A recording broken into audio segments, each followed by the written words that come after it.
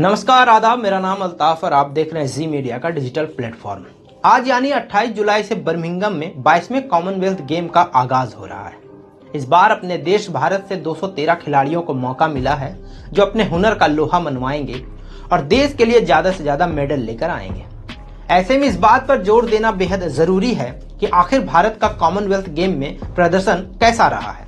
हर 4 साल में एक बार आयोजित होने वाले इस कॉमनवेल्थ गेम में भारत करीब 4 बार शामिल नहीं हो सका था। वो साल थे 1930, 1950, 1962 और 1986। इसके अलावा भारत ने हर बार कॉमनवेल्थ गेम में हिस्सा लिया है।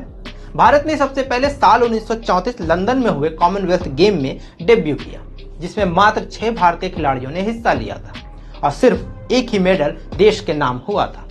उस मेडल को जीतने वाला योद्धा पहलवान राशिद अनवर था, जिसने देश के लिए ब्रॉन्ज मेडल अपने नाम किया। इस मेडल के बाद भारत अगले 24 सालों में एक भी मेडल अपने नाम नहीं कर सका। लेकिन फिर आए फ्लाइंग सिख के नाम से मशहूर मिल्खा सिंह, जिन्होंने देश को साल 1958 में पहला गोल्ड दिलवाया और वहां से शुरू हुआ भारत का कॉमनवेल्थ गेम में एक नया सफर।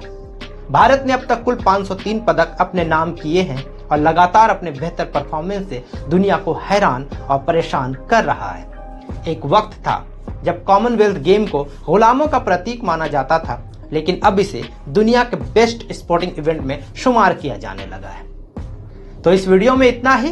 बाकी ऐसे ही इंटरेस्टिंग फैक्ट और खबरों के लिए बने रहे मेरे साथ और देखते रहें जी मीडिया का डिजिटल प्लेटफॉर्म। धन्यवाद।